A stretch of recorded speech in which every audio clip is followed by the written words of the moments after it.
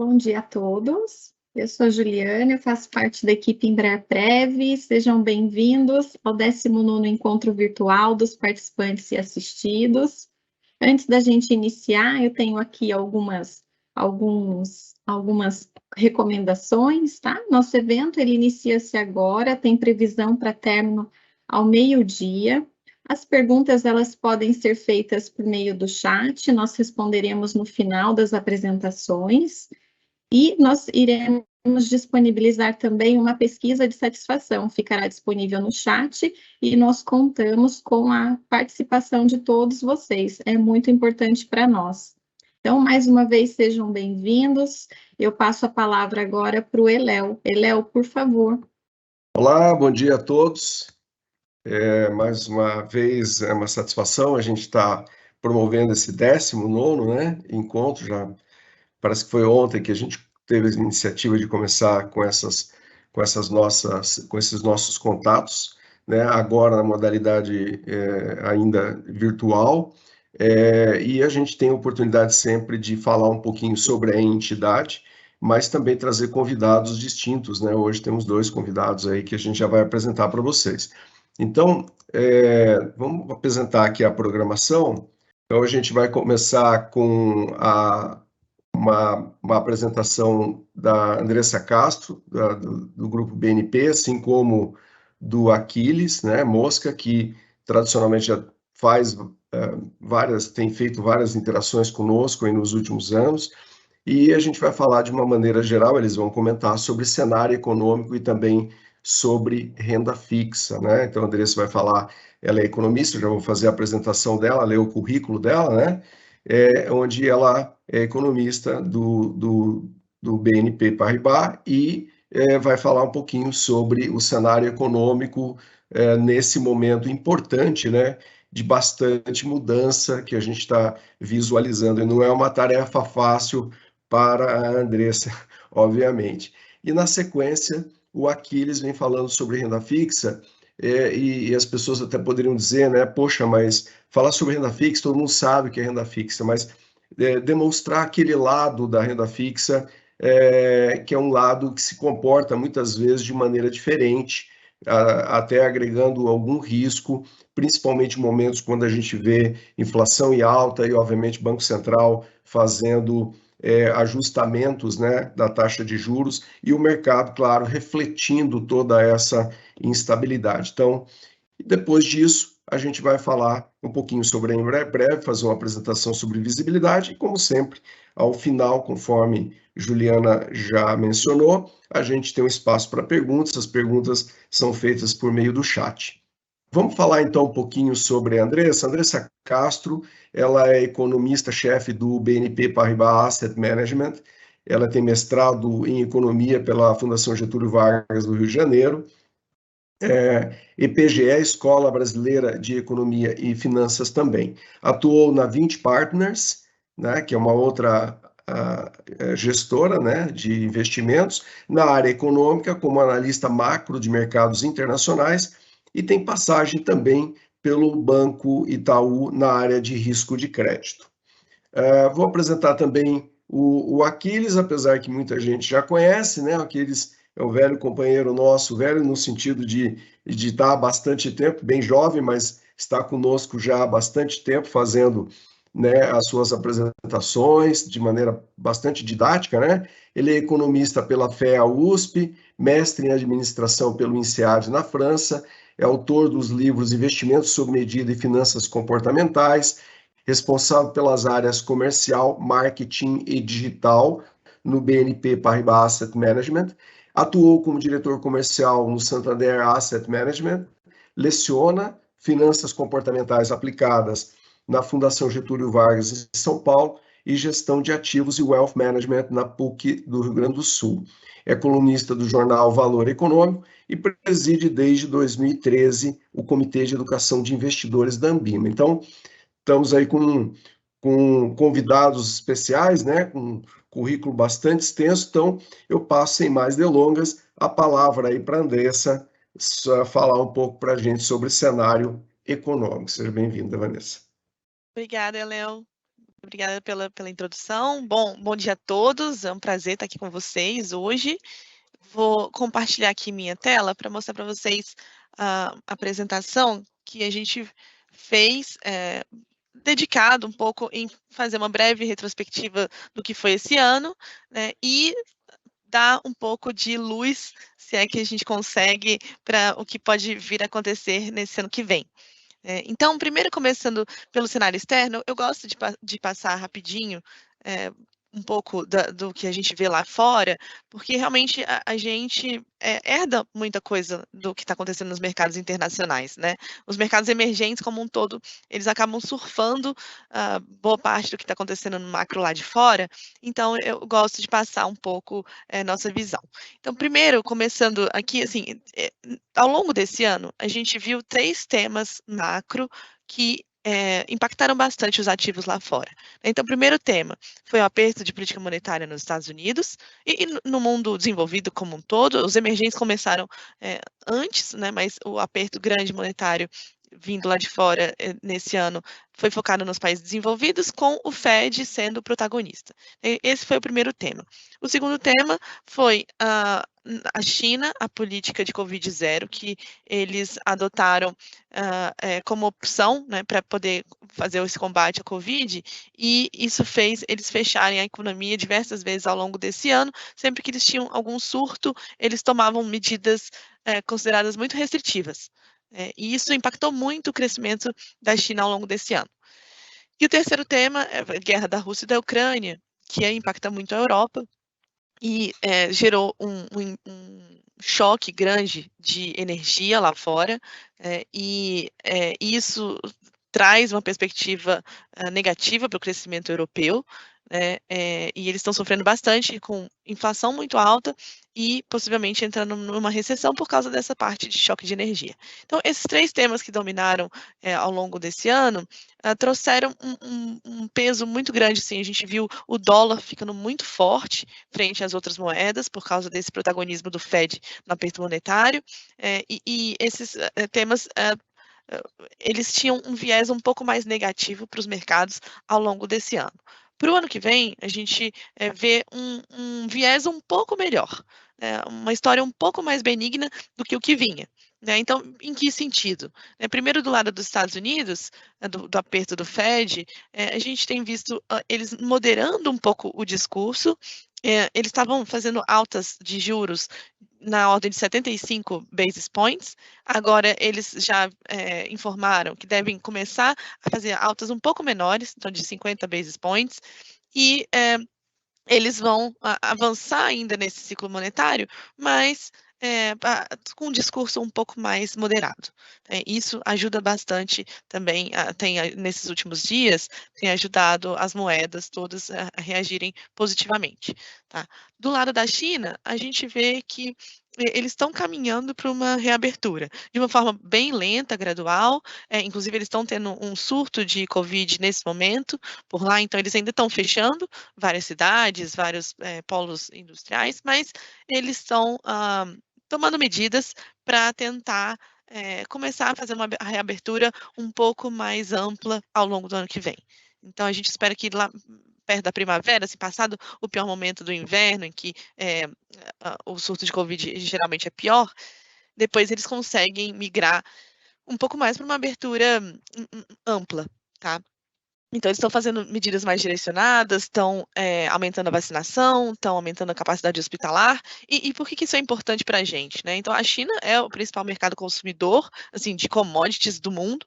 Então, quanto mais eles reabrem, né, e estimulam a economia deles, isso ajuda bastante os mercados emergentes, que são exportadores de commodities para a China. Inclusive, nós somos grandes exportadores, principalmente minério de ferro, né, e outros bens agrícolas para a China. Então, isso ajuda bastante a gente. E do lado da Europa, a gente vê a guerra não, meio que está num steady state, né, uma parte meio estabilizada, não está piorando muito, também não está melhorando, mas a parte de choque de gás natural na Europa está um pouco mais, também com uma perspectiva um pouco mais benigna. A gente achava que o impacto sobre a produção industrial ia ser muito forte, que eles iam entrar numa recessão mais aguda e parece que a atividade deles está mais resiliente e, ao mesmo tempo, eles estão conseguindo fazer o racionamento para atravessar o inverno. Porque a grande preocupação era, e se não tiver energia para a Europa ao longo do inverno, né? E agora parece que eles já estão com os estoques suficientemente grandes, né, para poder fazer essa travessia e olhar um pouco para o ano que vem. Então, assim, nos 3 temas macro que nos preocuparam ao longo desse ano, a gente está com uma perspectiva um pouco mais positiva entrando para o ano que vem.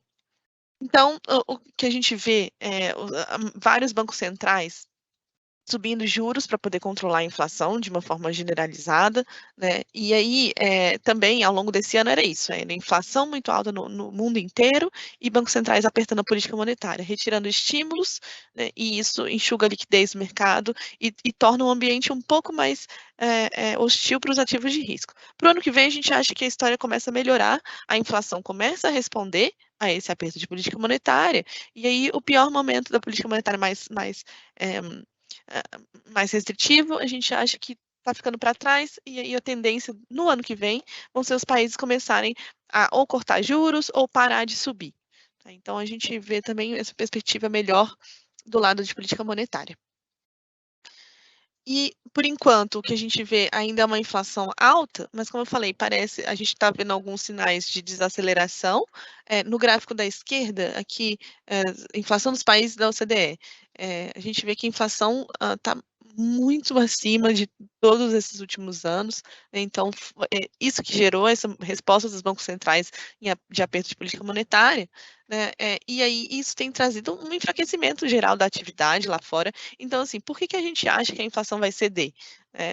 Além de alguns choques se dissipando, a própria atividade lá fora está começando a desacelerar, então a demanda está desaquecendo, e aí isso eventualmente ajuda na inflação.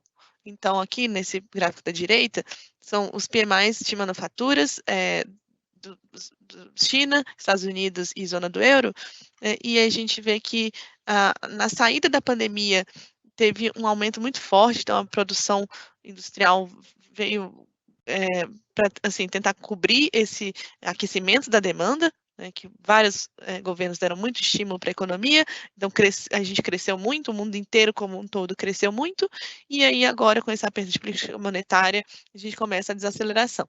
E aí é isso que mostra esse gráfico aqui, esse declínio da atividade econômica nos últimos meses.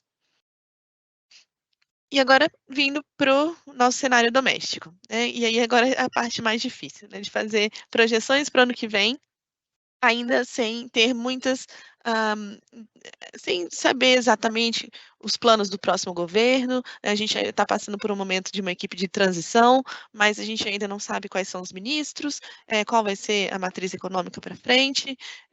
Então, a gente faz um exercício aqui de tentar criar um cenário base, que a gente seguia por esse cenário, mas claro que as discussões no Congresso sobre reforma, sobre impulso fiscal, tudo isso pode mudar, né? Então, é difícil, é realmente um cenário bem incerto, mas, primeiro, aqui, para o nosso ano, para esse ano de 2022, né? Para o PIB, a gente tem um crescimento de 2,8%, o viés um pouquinho para baixo, mas assim, deve ficar bem perto disso, pode ser 2,7, 2,8, mas estamos crescendo num ritmo relativamente elevado. Tá? Considerando nos anos pré-pandemia, o nosso crescimento, nossa média de crescimento era muito baixa, né? E aí agora a gente está crescendo 2,8, é um desempenho bem positivo.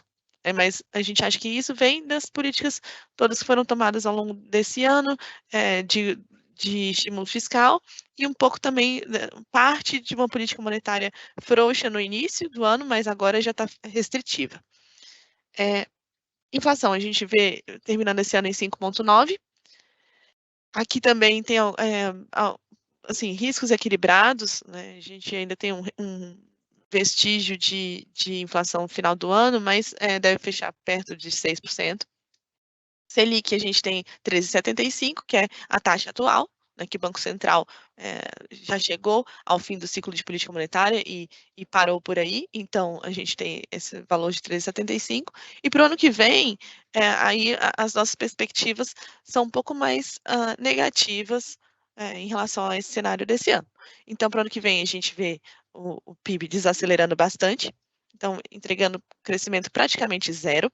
A gente estava até um pouco mais negativo antes, a gente estava com menos 0,3, mas a gente está vendo assim, uma disposição do governo a dar um impulso fiscal que pode segurar a atividade, então no final a gente fica com esse PIB parado, tá, ao longo de 2023. Inflação, a gente tem 5,4%, também subindo um pouco em relação à nossa última projeção, que esses números entre parênteses que eu coloco aqui em 2023 são os valores que a gente tinha na nossa última revisão. Tá? Então, a gente ficou um pouco mais pessimista em relação à inflação, subimos de 4,5% para 5,4% para o ano que vem, e também ficamos um pouco mais pessimistas em relação à política monetária. A gente acha que agora o Banco Central vai ter que ficar com os juros parados ao longo do ano que vem inteiro, por causa dos estímulos fiscais que a gente está prevendo para esse ano. E de dólar, a gente simplesmente roda um modelinho que pega as moedas pares, a gente coloca também o carrego, né, via juros, a gente coloca um pouco de prêmio de risco fiscal, de inclinação de curva de inflação, então, no final a gente chega nesse valor justo de 5,30, mas assim, na verdade não é nenhuma previsão que a gente faz, tá? Simplesmente porque taxa de câmbio é difícil, assim, acho que nenhum economista se atreve a fazer previsão sobre taxa de câmbio, mas a gente coloca um cenário base no nosso modelo de 5,30, simplesmente pelos fatores financeiros mesmo. Então, assim, acho que a maior discussão hoje sobre o que vai ser a economia daqui para frente é sobre o tamanho do waiver, né, do pacote fiscal que vem por aí. Então, a equipe de transição está discutindo um pacote que se adeque às promessas de campanha e que foram feitas tanto, assim, um pouco do lado do Bolsonaro, um pouco do lado do Lula, tem coisas em comum, mas do lado do PT, né, a gente tentou equacionar aqui todas as promessas que foram feitas para a gente chegar no que seria um tamanho de um waiver factível para esse próximo governo.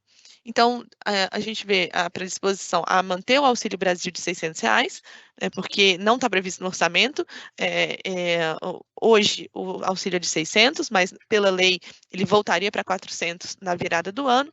E aí, a intenção do governo é manter os R$600. Então, isso custaria 52 bi de gastos para o governo. Além disso, foi prometido um adicional de R$150 por criança, mais 18 bi. Eles querem aumentar os investimentos, né? Então colocam 66 bi de contas de investimentos. E, além disso, eles precisam fazer alguma recomposição de alguns gastos que foram subestimados no orçamento e que precisa voltar, realmente. No final, o orçamento fica irrealista, então a gente contabiliza esses gastos voltando de 30 bi, e ainda tem o ajuste real do salário mínimo, né, que já foi comentado pelos membros do governo, de ser 1,4 acima, né, de ajuste real, acima da inflação. Isso custaria 9 bi. Somando tudo, dá um pacote mais ou menos de 175. O que foi colocado no anteprojeto da PEC de transição pelo governo, pelo novo governo, né, pela equipe de transição, foi 198 bi. Então, é mais do que a gente coloca aqui nas nossas contas. Tá? Mas a gente acha que existe uma tendência, né, de inflar um pouco para poder negociar, chegar a um valor um pouco mais baixo. Então, a gente coloca uma perspectiva aqui de um gasto de mais ou menos 175 bilhões para esse próximo ano. E aí tem as negociações que estão acontecendo, né, entre executivo e legislativo para poder passar essa PEC. Aí a gente está numa etapa de transição, então a gente ainda está com o Congresso antigo, né, mas a partir do ano que vem a gente vai ter um Congresso novo.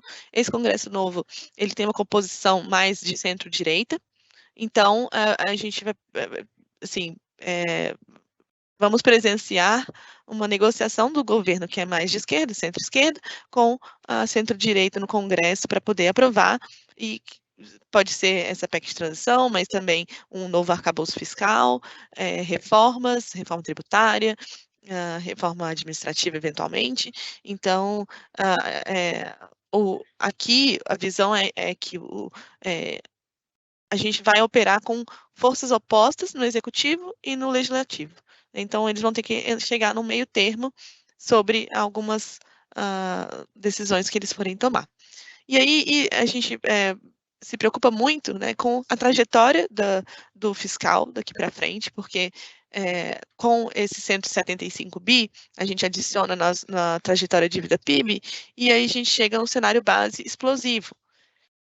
A gente acha que esse gráfico da esquerda é exatamente a trajetória de dívida PIB, a gente está com um percentual hoje de 76%, deve fechar esse ano em 76%, e depois voltar a crescer. Só que aqui uma questão, assim, a gente acha que esse cenário base, ele é praticamente também irrealista, a gente coloca como um exercício de, né, o que vai acontecer quando a gente coloca 175 bi e põe o PIB potencial e a taxa de juros neutra, qual é a trajetória. Mas o que isso significa? Significa que o governo vai ter que fazer algum ajuste, né? Então, a gente sabe, né, que ou vai ter que ter redução de gastos, ou vai ter que ter aumento de impostos. A gente acha que vai ser os dois.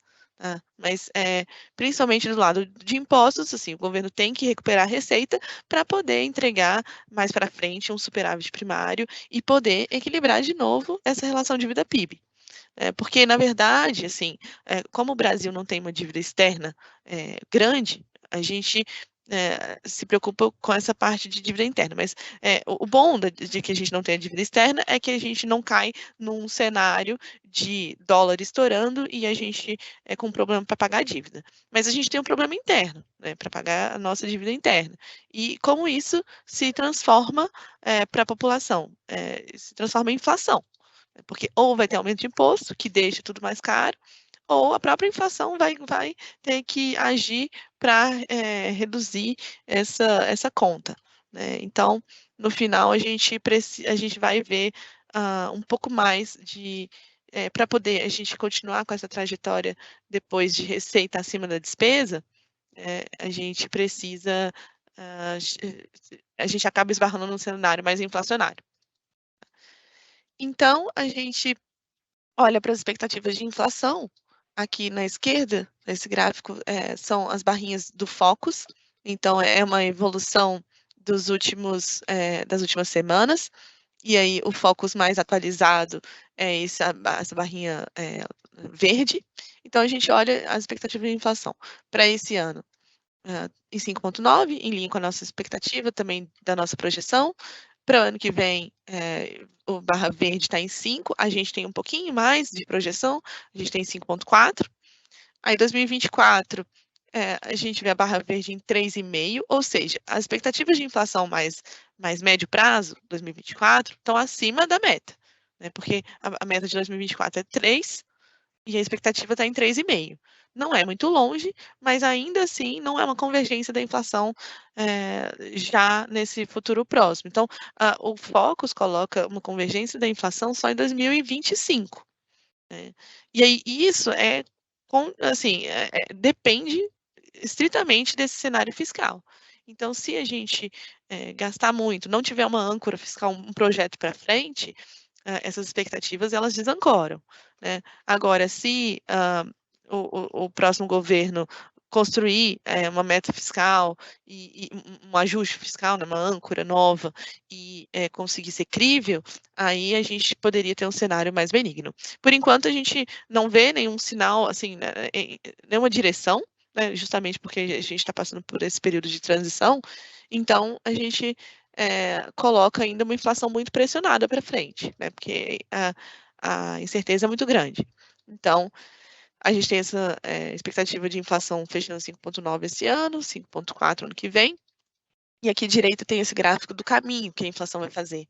Então, a inflação ela deve continuar cedendo nos próximos meses, mas depois tem uma volta. E essa volta é muito por causa o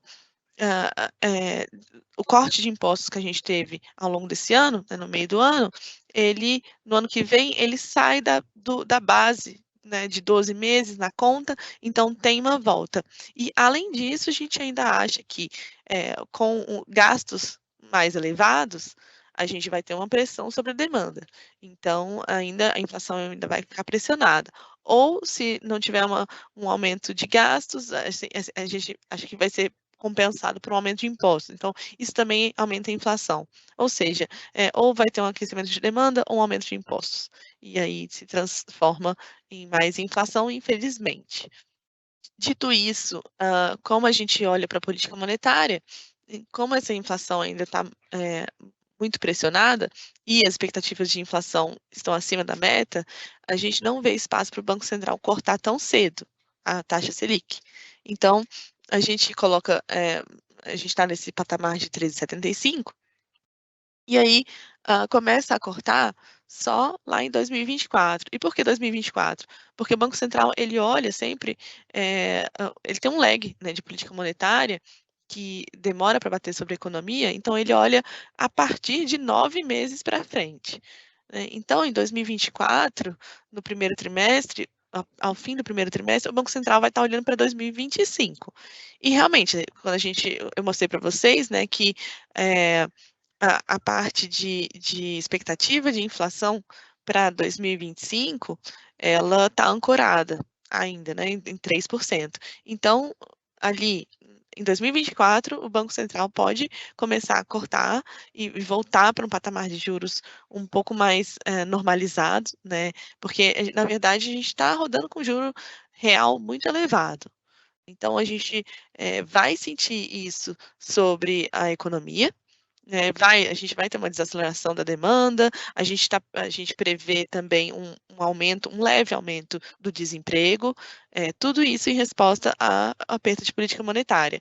E aí, quando tudo isso acontecer e inflação estiver sob controle, o Banco Central pode começar a cortar.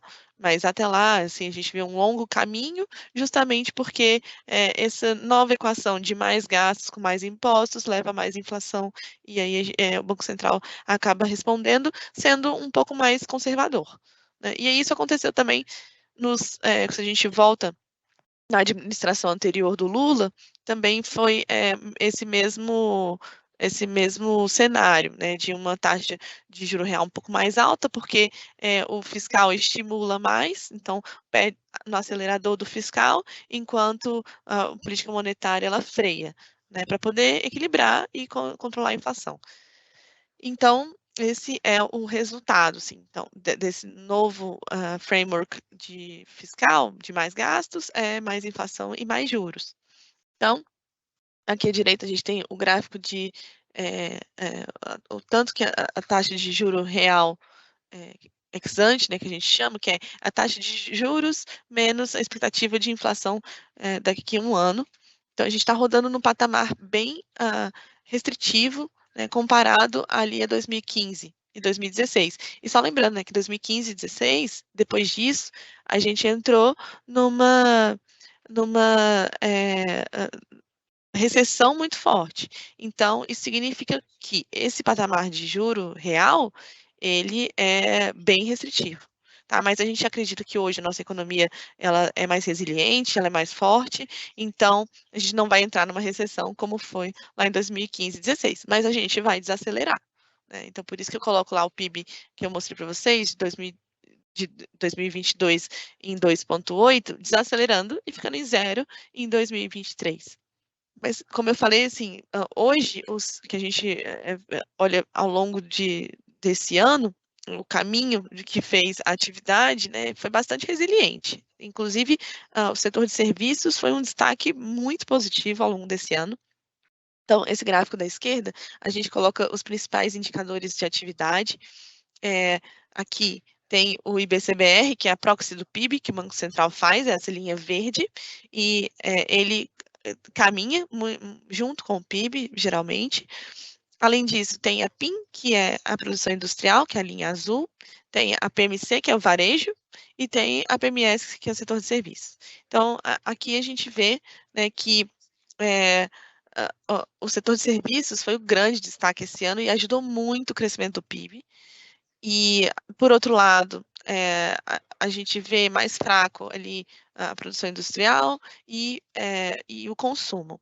Então, teve uma mudança, né, ao longo da pandemia, as pessoas consumiram muito mais bens do que serviços, porque estava tudo fechado, e aí, ao longo desse ano, a gente viu a troca, né? Então, serviços crescendo muito mais, então as pessoas normalizando a cesta de consumo, reduzindo o consumo de bens e aumentando o consumo de serviços.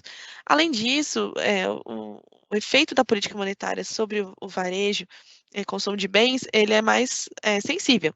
Então, a política monetária, os juros aumenta, as pessoas têm um pouco mais de dificuldade de tomar crédito para poder comprar um carro, para poder comprar eletrodomésticos, enfim. Então, realmente, a parte de bens de consumo acaba sofrendo um pouco mais, enquanto a parte de serviços se destaca, né, por causa desse represamento da pandemia e normalização da cesta de consumo. Então, o que a gente vê para frente, né? Ali no gráfico da direita tem exatamente a força do PIB que a gente viu, né, no pós-pandemia. Então, hoje, a gente está ali, voltamos para o patamar de tendência de crescimento pré-pandemia. Né? E então, assim, é como se a pandemia, a gente já cancelou o que a pandemia trouxe para a gente continuou, voltou para o crescimento ali tendencial que a gente tinha antes. Só que para o ano que vem, a gente vê um enfraquecimento, né? Justamente por causa desse impacto monetário de juros restritivos, taxa de juros real muito alta, isso vai bater mais na economia. E aí, primeiro, os setores que respondem mais, construção civil, esses outros ligados ao crédito, como eu falei, do consumo, investimentos em geral. Então, a gente deve ver isso. E, inclusive, a gente já vê uma inadimplência muito alta, né, batendo no bolso das pessoas, e aí isso vai acabar enfraquecendo como um todo a economia nos próximos trimestres. E aí, ao final do ano que vem, a gente vê um pouco de recuperação, mas não muito grande, né? Então, a gente acaba com esse PIB praticamente estagnado. Bom, gente, então acho que eu paro por aqui e depois a gente aguarda perguntas na sessão de perguntas e respostas. Muito obrigada, bom dia a todos, e eu passo a palavra para o Aquiles. Muito obrigada, Andressa, pela sua apresentação. No final, nós temos algumas perguntas. E agora, continuando, eu passo a palavra para o Aquiles. Aquiles, por favor. Obrigado, Juliana. Também vou compartilhar minha tela aqui para usar o arquivinho que eu preparei para vocês, né? Hoje, até desenvolvendo a partir, né, do cenário que a Andressa apresentou, falar um pouquinho sobre o mercado de renda fixa, né? Que acho que é importante, né? Não só porque vocês têm perfis de investimento, né? Tanto que tem renda fixa, mas também isso passa pelos multimercados, né? Uma parte importante da carteira dos multimercados é composta por ativos de renda fixa, né? E o nome às vezes pode transmitir uma certa simplicidade que o instrumento não tem. Essa renda fixa a gente vê principalmente em momentos de volatilidade maior, de flutuação das taxas de juros maior. A gente, dependendo do instrumento em que a gente estiver falando, apesar de ter o nome renda fixa, ele não é tão fixo assim, a gente pode ter variações bastante significativas, inclusive variações negativas, né? Podemos ter desvalorização dos títulos de renda fixa. Então a ideia é conversar com vocês hoje aqui sobre o que são esses instrumentos, né? Quais são as suas principais características, que fatores causam, de fato, flutuação desses instrumentos, né, e o impacto que isso tem na rentabilidade desses títulos e, consequentemente, né, dos fundos que detêm esse tipo de instrumento na carteira. Né? Então, se a gente for olhar o fundamento, né, do que é uma operação de renda fixa, né, ela nada mais é do que um empréstimo. O investidor que está colocando seu dinheiro no título de renda fixa, seja um título do governo, seja um título de uma empresa, ele está emprestando o dinheiro, né, para alguém. Né, pode ser o governo, pode ser uma empresa, né, pode ser um indivíduo, né, mas vamos nos deter aqui o que a gente tem no mercado financeiro e principalmente naqueles que fazem parte da carteira de investimentos da Embraer-Prev, que são os títulos públicos e os títulos privados, né, títulos de empresas ou bancos. Então, quem empresta dinheiro, né, esse investidor, né, que está emprestando o seu dinheiro seja para o governo, seja para uma empresa, ele tem uma expectativa, né, que obviamente é de receber esse recurso, né, que está sendo ali aplicado, que está sendo emprestado, ele se torna credor, né, e ele quer receber esse recurso de volta, não só o que ele emprestou, mas acrescido de uma remuneração. né, acrescido de juros, né? Isso vai estar, o que juros é esse? Vai estar muito relacionado ao prazo da operação, por quanto tempo ele está emprestando. É por um mês, é por um ano, é por 5 anos, é por 10, é por 20, é por 30 anos, né? Então está relacionado ao prazo, está relacionado sim às taxas de juros praticadas no mercado, a gente vai falar disso mais para frente. A Andressa passou aqui para vocês, né, para todos nós, as expectativas que nós temos, né, para a trajetória dos juros no futuro. Então, esse comportamento esperado para os juros e das taxas também é um outro fator que influencia a remuneração desses papéis, né? Claro, existem diferentes índices de referência, né, para os títulos de renda fixa. O mais famoso é o CDI, mas também tem a taxa Selic, tem o IPCA, tem instrumentos híbridos, né, que tem juros mais uma inflação, por exemplo. A gente vai detalhar isso um pouco mais para frente, né? Mas, grosso modo, né, uma operação de renda fixa é isso, né? É um empréstimo, né? O investidor está emprestando, né, está cedendo recursos, seja para o governo, seja para uma empresa, seja para o setor privado, né, e espera ser remunerado por esse recurso que está lá emprestado. E essa remuneração vai estar muito correlacionada não só ao índice de referência, né, que essa aplicação está sendo feita, o mais famoso e conhecido é o CDI, mas existem outros, mas também ao prazo, né, e às taxas praticadas no mercado, né? Então, isso conceitualmente é isso que é uma operação de renda fixa, né? Entrando dentro dos instrumentos de renda fixa, eu vou falar dos 3 principais que nós temos no mercado hoje, que respondem, né, por grande parte das alocações, né, dos investidores, inclusive da Emprev na sua carteira, né? A primeira categoria é o instrumento chamado pós-fixado. Né? Então, pós, né, depois, né, vai ser fixado depois de um período, né?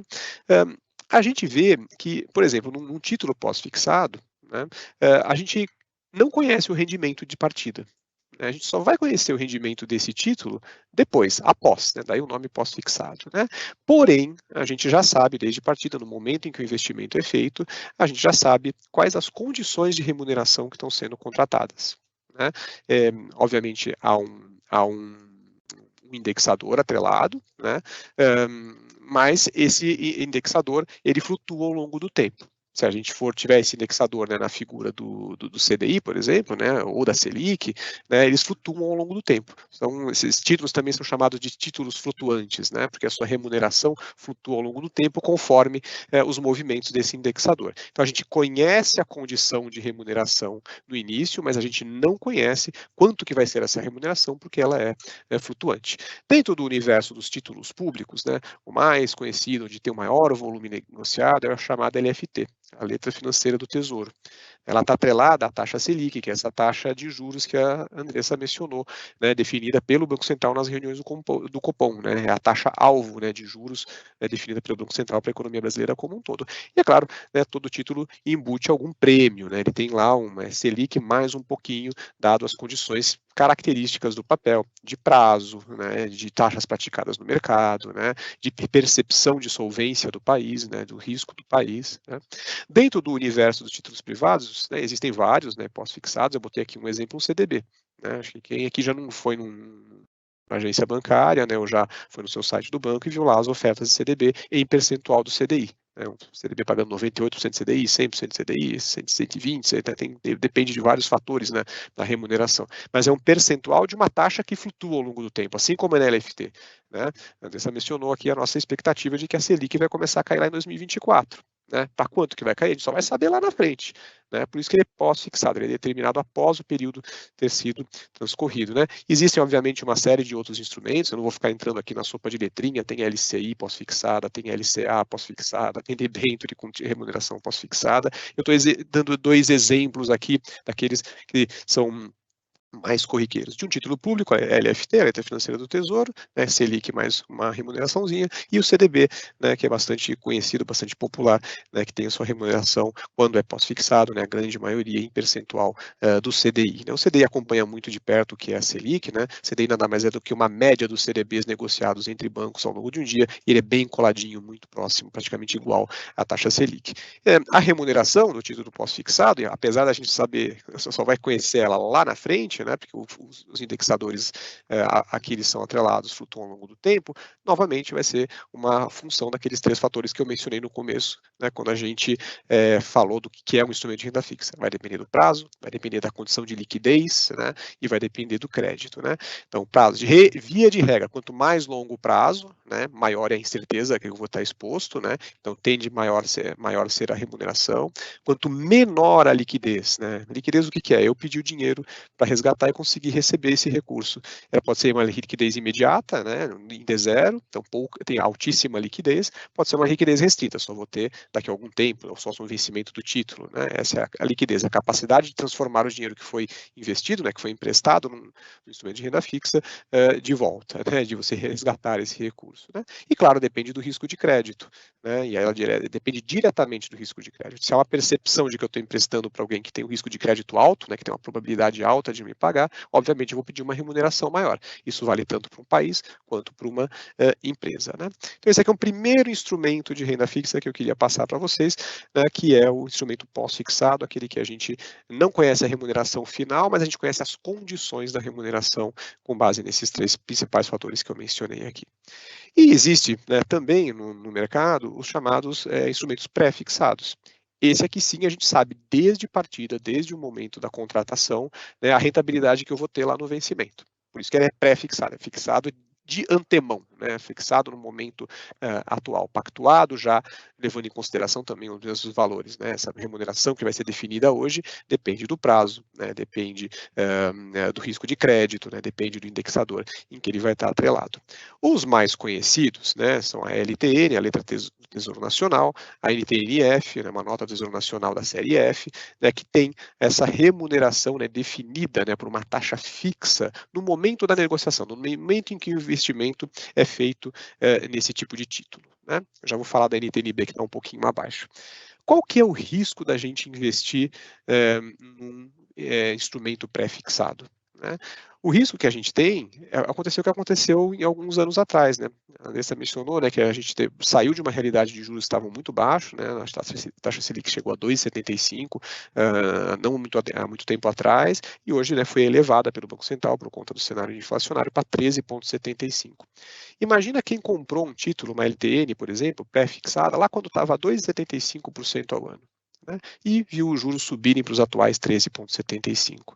Ora, esse juros, né, baixinho que estava lá atrás de 2,75, ninguém quer mais ele, porque a gente consegue contratar operações novas no mercado com juro muito mais alto, compatível com a nova taxa de juros que, né, nesse exemplo, né, nesse período que eu estou mencionando, foi elevada, né? Então, nesse momento, quem ficou com os títulos com os juros menores, né, vai ver o preço desses títulos, né, ninguém quer comprar esses títulos, o preço dele vai cair. Então, ele pode ter uma variação de negativa, de variação, né, num título pré-fixado, numa realidade em que os juros, num cenário em que os juros são elevados. Em contrapartida, né, o inverso também é verdadeiro.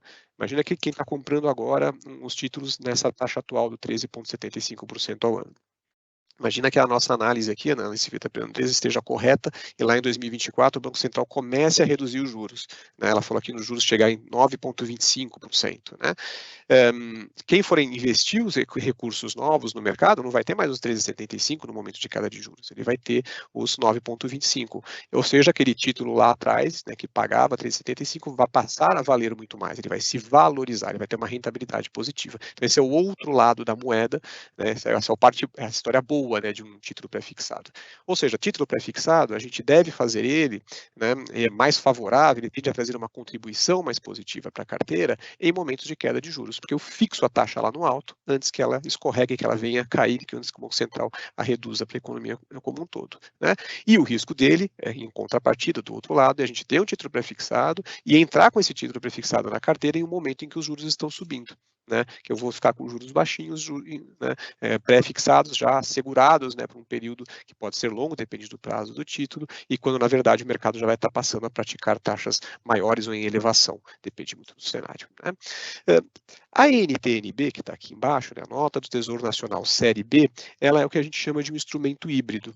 ela tem os dois componentes que a gente viu lá atrás. A remuneração dela depende da inflação, medida pelo IPCA. IPCA é o índice de inflação medido pelo IBGE, ele busca reproduzir o padrão de consumo de famílias com renda entre 5 e 20 salários mínimos no Brasil, tenta reproduzir o que é o padrão de consumo na classe média brasileira. Então, esse é o indicador, ele é pós-fixado, a gente só sabe a inflação no final do período.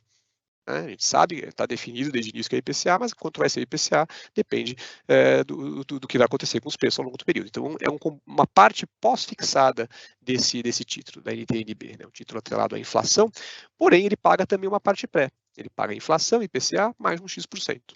Mais 5%, mais 6%. A meta atuarial dos fundos de pensão, como é o caso, uma entidade fechada de previdência complementar como a Embraer-Prev, ela é definida exatamente dessa forma, inflação mais um componente acima da inflação, um prêmio que você busca acima da inflação. Então veja que esse instrumento, por ser híbrido e ter os dois componentes, tanto o pós quanto o pré, ele vai também sofrer impactos da taxa de juros. Imagina que a gente comprou um título lá atrás, de inflação mais 3, 4%. E agora, no mercado, esse mesmo título está pagando inflação mais 5% ou mais 6%, como aconteceu, ou mais 7%, como aconteceu recentemente. Claro que quem comprou o título a IPCA mais 3, 4, vai ter um título que naquele momento vai estar valendo menos, porque o mercado já vai estar oferecendo, num cenário de inflação mais alta, IPCA mais 5, IPCA mais 6, IPCA mais 7. E aí é importante a gente introduzir o conceito de curva de juros. O mercado negocia diferentes taxas de juros para diferentes prazos todos os dias.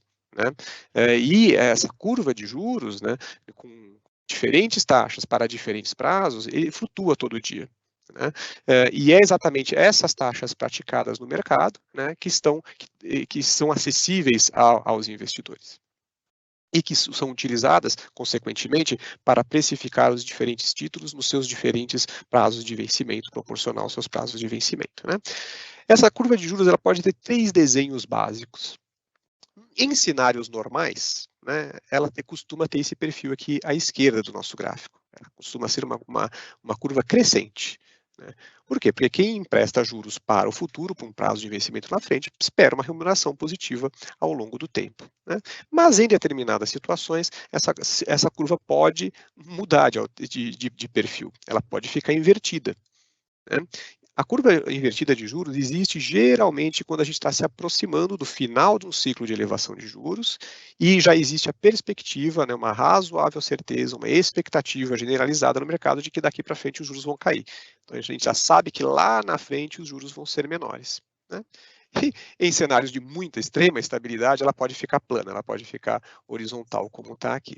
Então, esses são os tipos de curvas de juros que a gente pode ter, exemplos de curvas de juros que a gente pode ter, juros que vão ser praticados no futuro, e que são repactuados e negociados todo dia no mercado financeiro, e que servem de balizador para a precificação,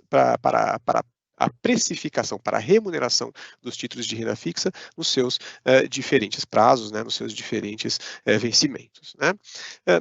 Então, acho que em poucas palavras, aqui até para respeitar o nosso tempo e para a gente já ir para a parte de perguntas e respostas, como que as taxas de juros impactam os investimentos?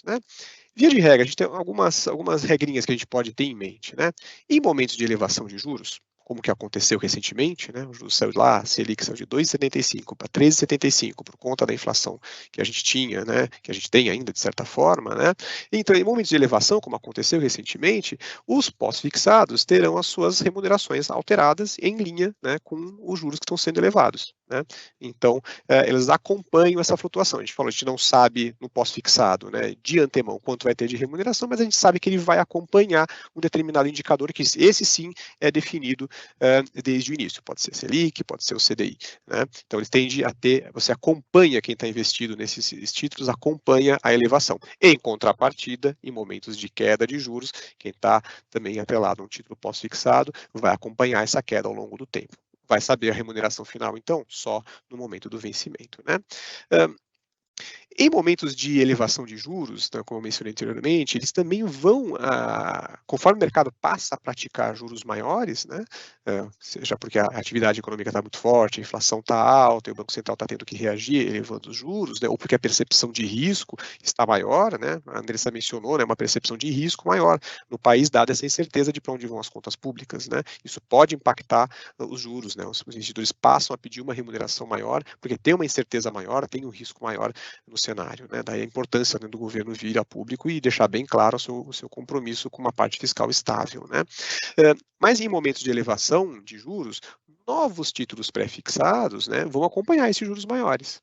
Né? Então, aquele investidor que entrou num título pré-fixado com juros baixinhos lá atrás, ele está vendo novos títulos no mercado, né, em cenário de elevação de juros, pagando títulos maiores. A mesma coisa vai acontecer com títulos atrelados à inflação em cenários de juros maiores, né? Então, aí está o risco, né, do título pré-fixado, ou título que tem um componente de pré-fixado, como é o caso da NTNB, ou dos títulos pré-fixados puros, como o caso do MyLTN, por exemplo, né, de que o mercado passe a praticar juros maiores e aqueles juros que eu me fixei lá no passado fique menor do que o mercado está praticando. Esses títulos do passado, com juros menores, sofrerão desvalorização. Então vejam que tem uma relação inversa, né, do título pré-fixado com a taxa de juros, né? Quanto maior for a taxa de juros, menor será a atratividade, a vontade de estar num título que no passado pagava, né, estava pagando menos, né? Então os preços caem. Isso é exatamente isso, né, que causa uma rentabilidade negativa num fundo de renda fixo que detém papéis pré-fixados em momentos de elevação de juros, né? No entanto, né, os preços desses títulos já existentes, eles vão cair. Né? Isso desvaloriza, né, o papel, né, de quem comprou os papéis com taxas prefixadas mais baixas. Então veja que o título de renda fixa, ao longo tempo, conforme as taxas de juros praticadas no mercado venham flutuando, venham subindo ou caindo, o preço do título de renda fixa pré-fixado, ou que tenha um componente pré-fixado, como é o caso das NTNBs, né, com inflação mais uma taxa pré, eles vão flutuar. Né? Caiu os juros praticados no mercado, o preço desse papel se valoriza, né? Comecinho aqui desse gráfico aqui à esquerda, né? Porque os preços, os juros caíram, né? Eu tinha um papel com juros maiores lá atrás, ele fica mais atraente, o preço de algo mais atraente tende a subir. Puxa, os juros subiram e ficaram mais altos do que os juros que eu tinha pactuado no papel pré lá fora, anteriormente, né? Os preços do título pré-fixado vão cair. Né? Por quê? Porque agora eu consigo comprar com juros maiores, né, um título novo, enquanto que os títulos antigos vão se desvalorizar. Vejam que lá no final do vencimento, né, o preço no vencimento, o papel vai pagar aquilo que foi contratado. Né? Ele vai pagar um X% de juros no papel fixado, ou IPCA mais um X% de remuneração lá no vencimento. Mas ao longo da vida do papel, o seu preço e, consequentemente, a sua rentabilidade flutua com a flutuação das taxas de juros. Isso é particularmente importante para as carteiras que detêm papéis atrelados à inflação e papéis pré-fixados. Né? Papéis atrelados à inflação são muito importantes para os fundos de pensão, para as entidades fechadas de previdência complementar, como é o caso da Embraer Prev, porque o objetivo todo, final, né, do fundo de pensão é perseguir, atingir e idealmente superar a sua meta atuarial. E a meta atuarial geralmente é a inflação mais um X%, né, de juros. Né? Então tem esse componente pré-fixado. Né? Então é daí que vem, né, a flutuação. A gente às vezes pode parecer estranho, né, ver no fundo de renda fixa ou no fundo multimercado que detém papéis de renda fixa, variação negativa na rentabilidade no componente da renda fixa. Mas a origem, né, é exatamente essa que a gente buscou trazer para vocês aqui hoje. Né? Então, em que a gente precisa ficar de olho, antes da gente passar aqui, já concluir, passar para a parte de perguntas e respostas, né, e não superar muito o nosso tempo, em que a gente precisa ficar de olho, em que fatores, né, que vão definir os juros praticados, né, pela curva de juros, os seus diferentes vencimentos, nos diferentes prazos, né, e como eles impactam o papel. A gente precisa estar atento à inflação. Né? Quanto maior for a inflação, o papel atrelado à inflação, né, IPCA mais um X% de retorno, mais ele vai pagar. Né? Mas, em contrapartida, uma inflação maior vai levar a política monetária, que é o segundo item aqui, né, vai levar o Banco Central a endurecer a política monetária, a elevar juros.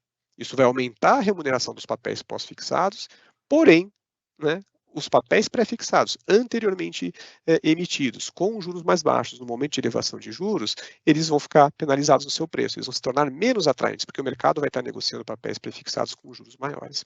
A gente precisa estar muito atento também à atividade econômica, né? A Andressa mencionou na sua apresentação, né? Uma atividade econômica muito forte, ela pode trazer o quê? Inflação. Se traz inflação, o Banco Central endurece a política monetária. Em contrapartida, se a atividade estiver fraca e isso tiver arrefecendo a inflação, que é o que pode vir a acontecer em breve, tanto no mundo desenvolvido quanto aqui, né, nos próximos anos, a política monetária vai ficar mais frouxa, ela vai poder ser reduzida, né, as taxas de juros. Né. As eleições, né, obviamente é um fator por conta da incerteza fiscal que eu acompanho, como a Andressa mostrou, a gente está nesse momento de definições, até que haja definição, há incerteza é risco, risco exige maior remuneração, exige juros mais elevados. Né. E claro, tem sempre os fatores internacionais, né, crises no exterior, pode ser o preço do petróleo, né? Pode ser interrupção na cadeia de fornecimento na China ou por conta da guerra, né? Tudo isso nos impacta através da taxa de câmbio, né? Uma taxa de câmbio mais depreciada, um real mais fraco frente ao dólar, torna os bens e serviços importados mais caros, impacta a inflação, e aí a gente entra de novo nesse ciclo, né? Mas de maneira geral, grosso modo, esses são, né, os 5 principais fatores que a gente precisa estar atento, né, para acompanhar os seus impactos nos títulos pré-fixados, né, principalmente atrelados à inflação, nos títulos de renda fixa, principalmente dessas 2 categorias, os pós também, né, porque eles impactam a remuneração, né, o preço, consequentemente a remuneração desses títulos que são mantidos nas carteiras dos investidores, seja diretamente, seja através de um fundo de investimento. Né. Basicamente é isso que eu queria passar para vocês. Eu vou parar de compartilhar minha tela para a gente poder entrar na parte de perguntas e respostas. Muito obrigada, Aquiles, pela apresentação. Eu vou pedir para os participantes e assistidos só reforçar a questão da pesquisa de satisfação. Por favor, não esqueçam de participar, muito importante para nós. Antes das perguntas e respostas, eu vou passar a apresentação para o Eléo, e aí no final nós fazemos as perguntas e respostas, tá bom? Eléo, por favor, passo a palavra para você. Obrigado, Juliana. Obrigado, Andressa. Obrigado, Aquiles. Nós vamos falar agora um pouquinho sobre os resultados da Embraprev, rapidamente, para a gente poder, então, abrir aí a sessão de perguntas. Eu vou compartilhar minha tela aqui, rapidamente.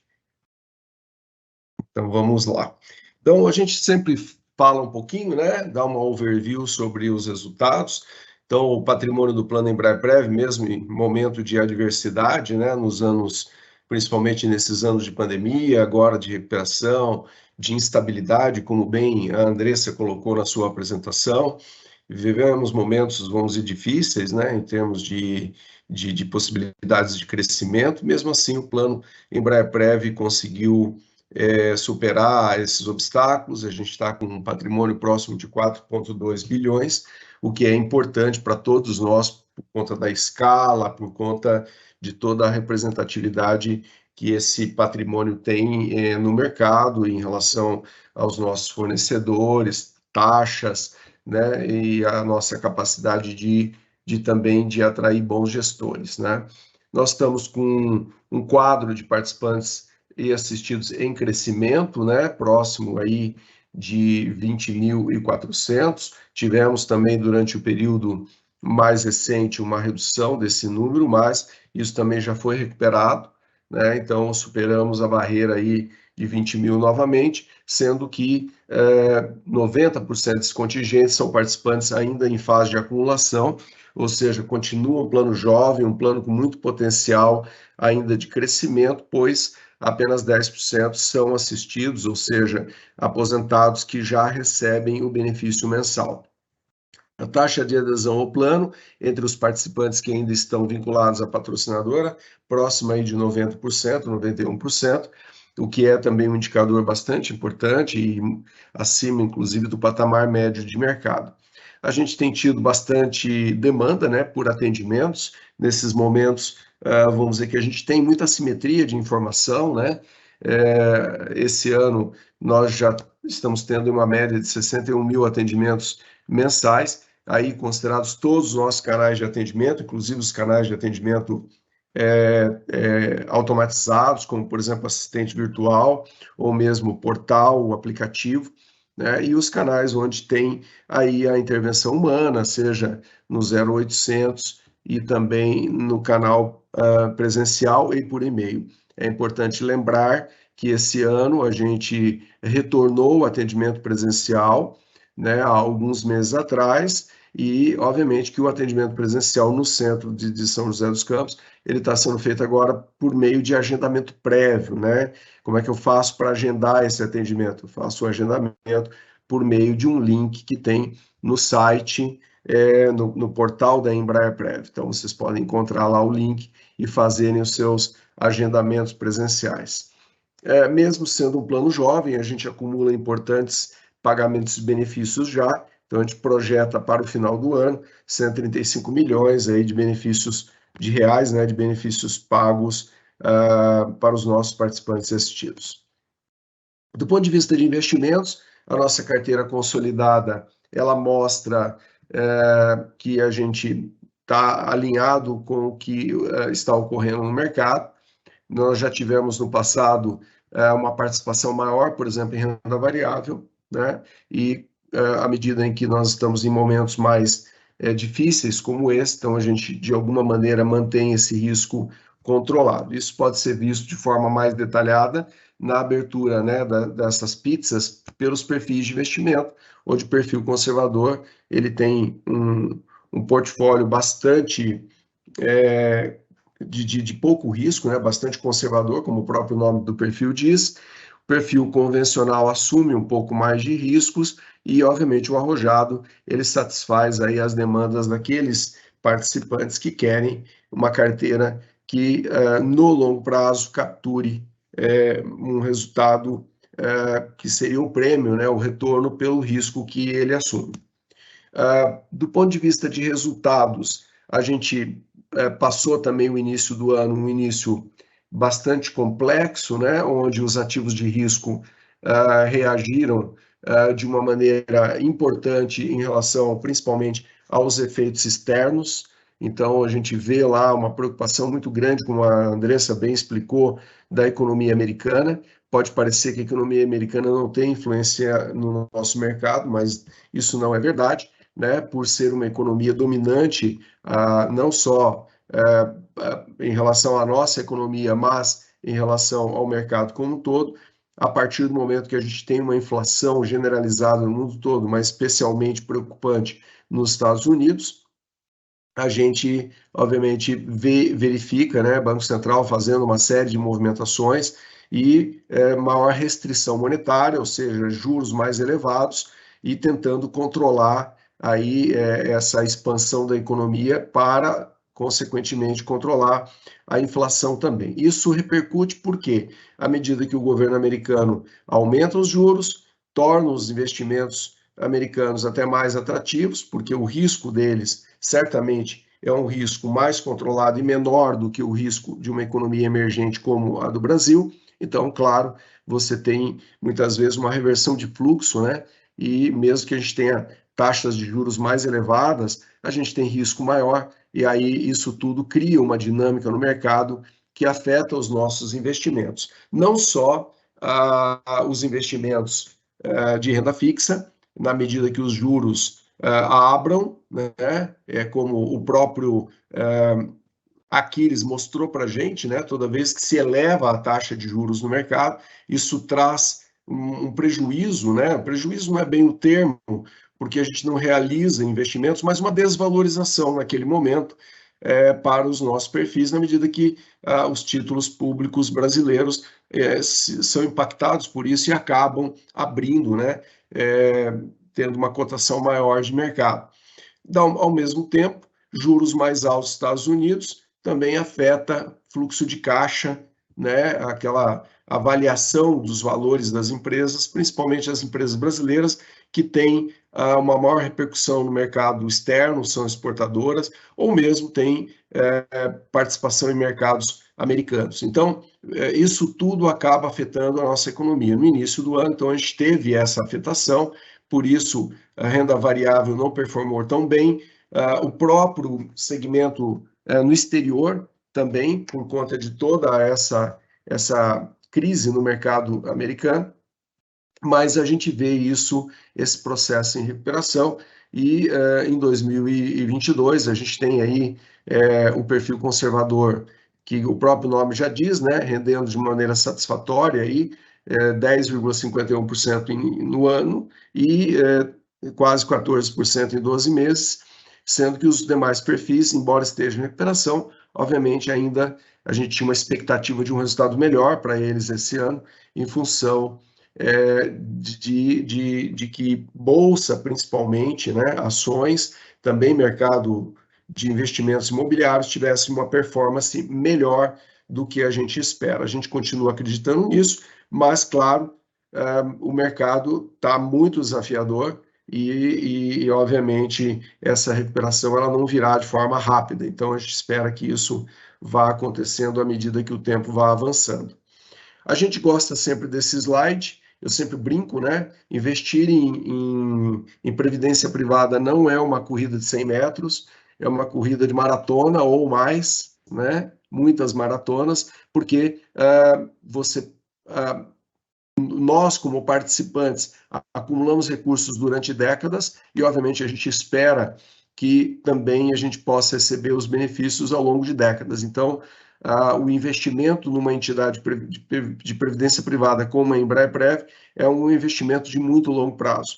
Então, a gente mostra aqui um fechamento posicionado ainda no ano passado, a gente atualiza esse slide uma vez por ano, mostra que, não obstante todas as crises, né, vocês podem ver pelo gráfico, as linhas oscilando e os perfis de investimento, obviamente, acompanhando, né, os principais indicadores, como, por exemplo, a própria inflação, poupança e a Bolsa de Valores, mesmo assim, os perfis se comportando de uma maneira bastante satisfatória nesse período de mais longo prazo.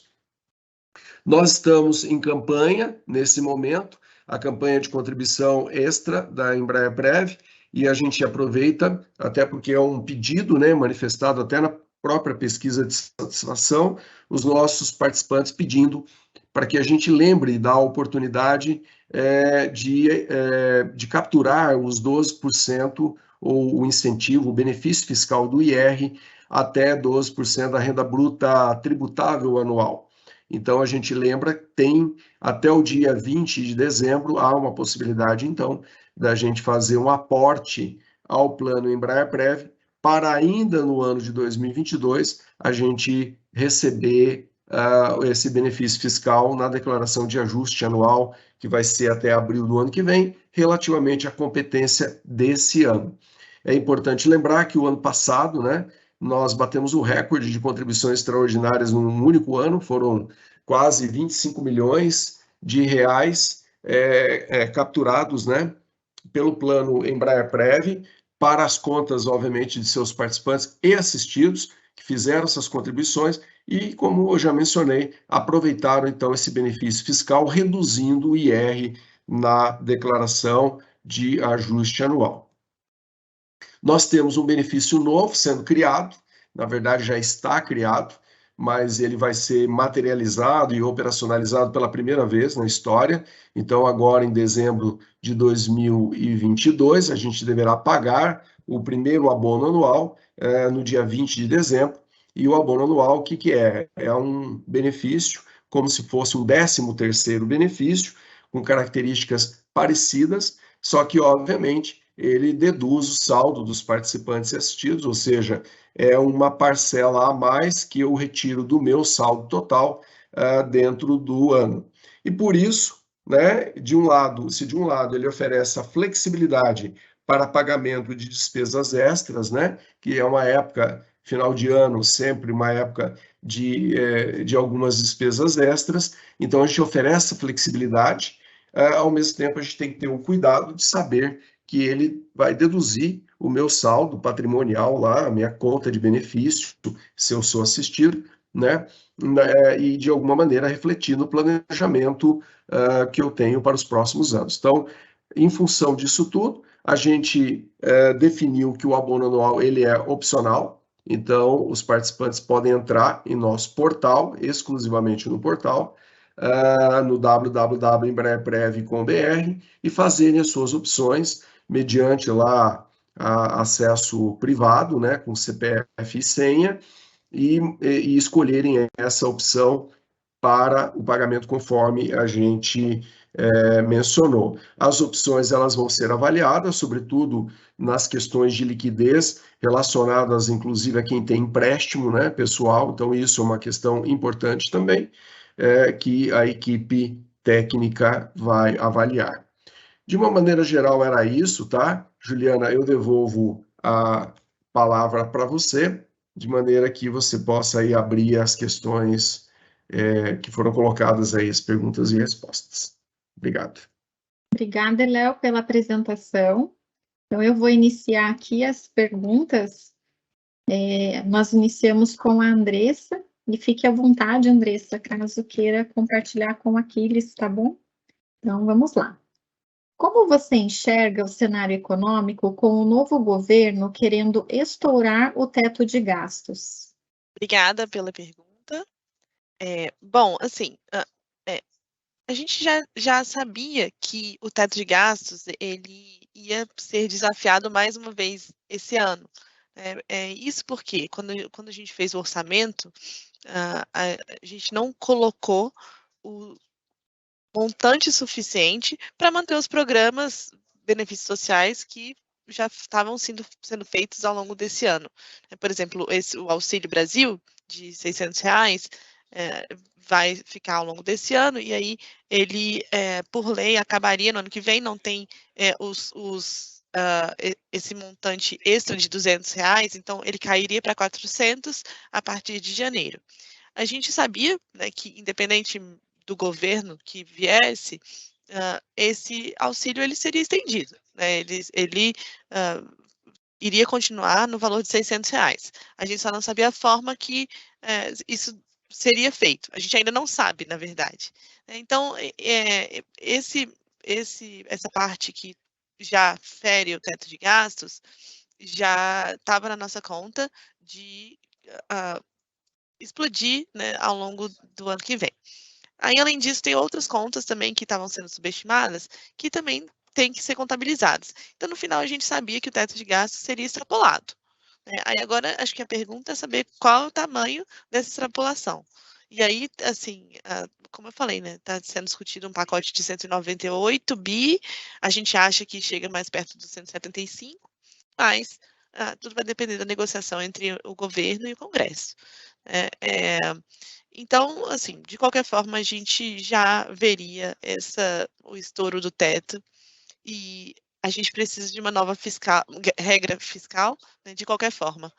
Porque, no final, a gente, ao longo do tempo, né, o teto fez o seu papel, que era limitar os gastos, só que o problema é que a gente chegou a um momento que a gente tem um teto de gastos, mas os gastos obrigatórios, eles foram aumentando de uma forma que os gastos discricionários, que é o que a gente consegue reduzir, porque o obrigatório tem que ser cumprido por lei, né, que é educação, saúde, etc. Os gastos discricionários, eles foram ficando cada vez menores, a ponto de que nos próximos anos a gente teria que mexer no teto também de qualquer forma, porque esse tamanho de gasto não é suficiente para financiar o custeio do governo. Então, a gente chamaria de shutdown, né, se a gente chega num valor de gasto discricionário que não consegue nem pagar a conta de luz dos ministérios, não pode, não tem papel para impressora, enfim, é como se fosse um shutdown da máquina pública. Então, a gente já também previa essa alteração do teto de gastos, na medida em que a gente vê esses gastos discricionários muito pequenos e o teto de gastos chegando ao seu limite. E aí o que a gente viu foi, na pandemia, a gente já extrapolou o teto de gastos, ao longo desse ano a gente extrapolou também por causa de promessas de campanha, e aí ano que vem a gente já está planejando extrapolar de novo para acomodar esses gastos. Então, no final a gente está extrapolando, e a gente não tem nenhuma âncora, né, que é crível, né, porque agora realmente o teto de gastos já foi tão ferido, né, que a gente já não acredita mais nele como uma regra. Portanto, a gente precisa de uma nova regra.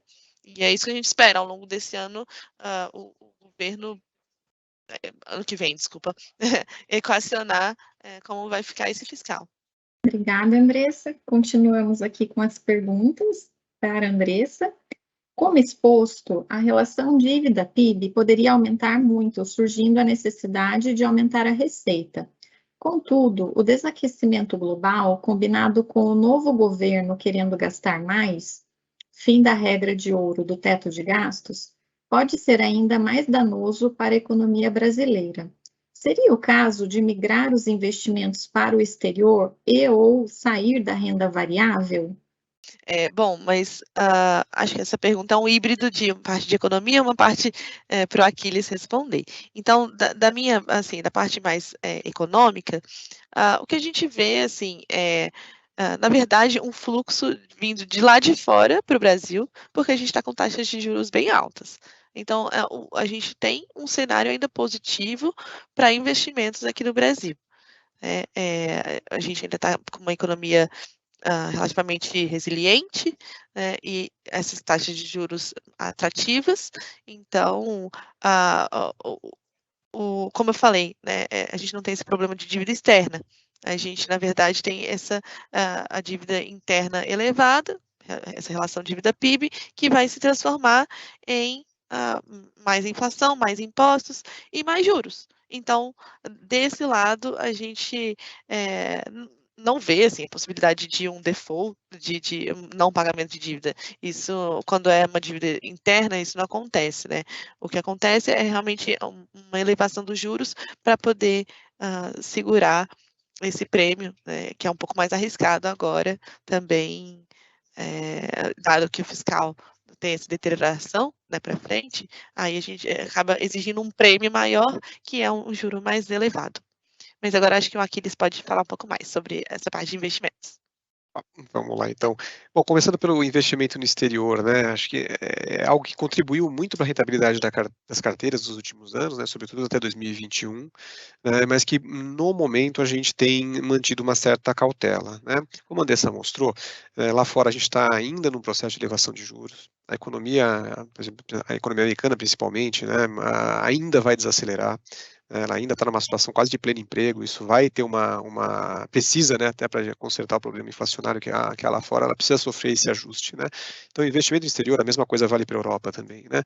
Investimento no exterior, ele talvez ainda não seja o momento da gente voltar, né, pelo menos por enquanto, para esse tipo de ativo. A gente vê melhores oportunidades aqui localmente, né, e isso inclusive tem feito com que o Brasil atraia investimento estrangeiro. É claro, existe toda essa incerteza agora da transição, né, com a composição da nova equipe, qual é a nova matriz econômica, a Andressa elaborou bastante isso.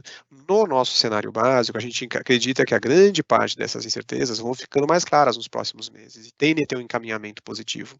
Nesse instante, vejam, o Brasil já elevou juros. A nossa perspectiva daqui para frente, a Andressa está analisando, é quando vai começar a cair. Lá fora eles estão aumentando ainda.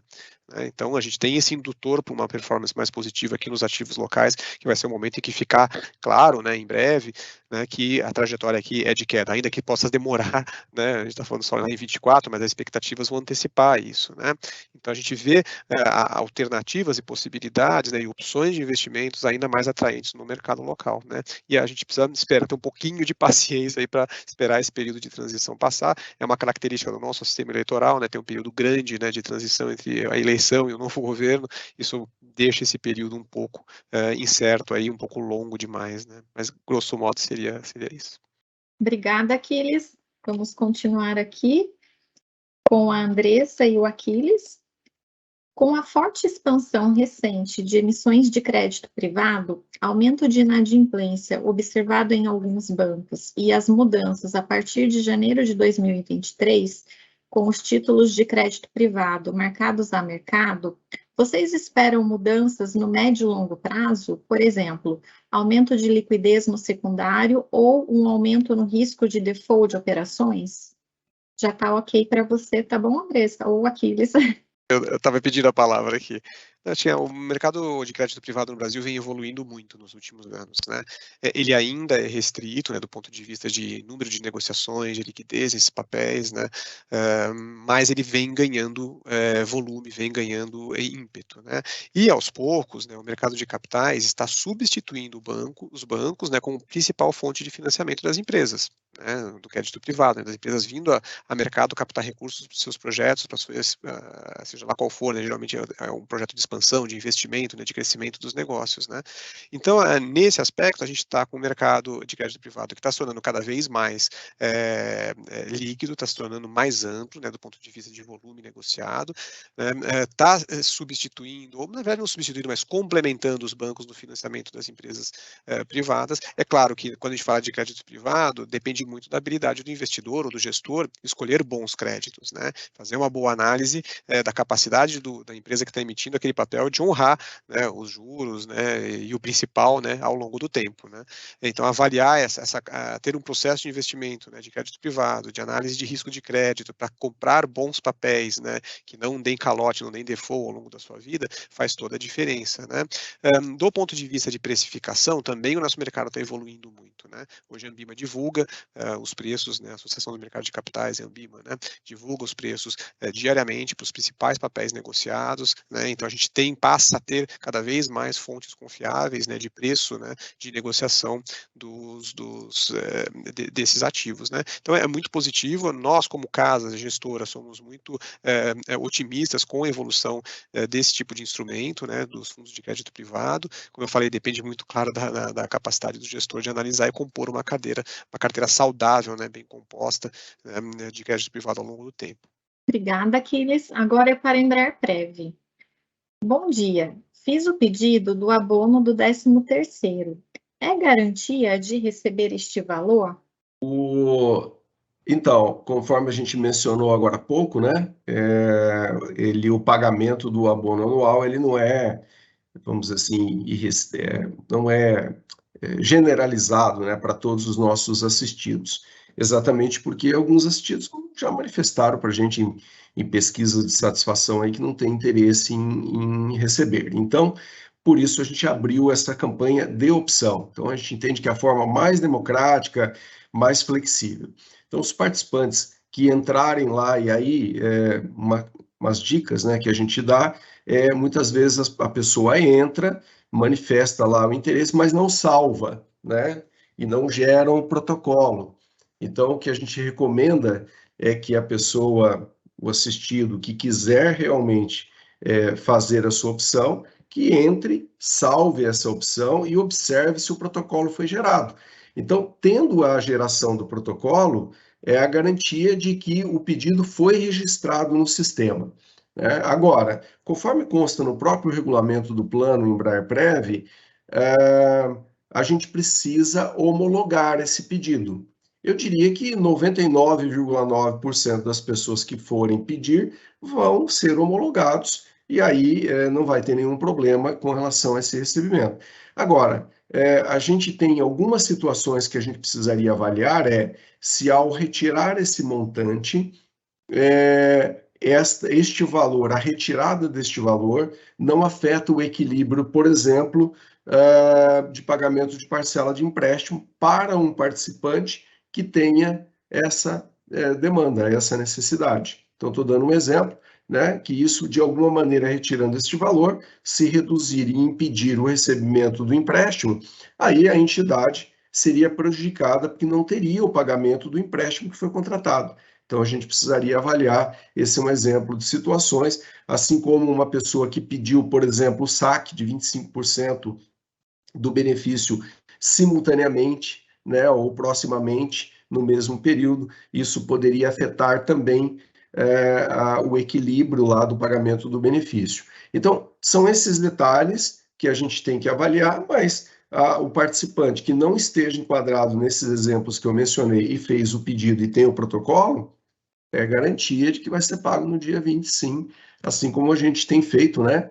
Eu sempre brinco bastante com os nossos assistidos sobre isso, né? Desde que nós implantamos a Embraerprev, a gente paga o benefício mensal sempre no último dia útil de cada mês e nunca, né? Desde 2009, a gente nunca atrasou um dia sequer. Então, acho que isso é um bom histórico, né? Para vamos dizer assim, como analogia ao pagamento do abono anual, tá bom? Obrigada, Léo. Continuamos aqui com a Embraerprev.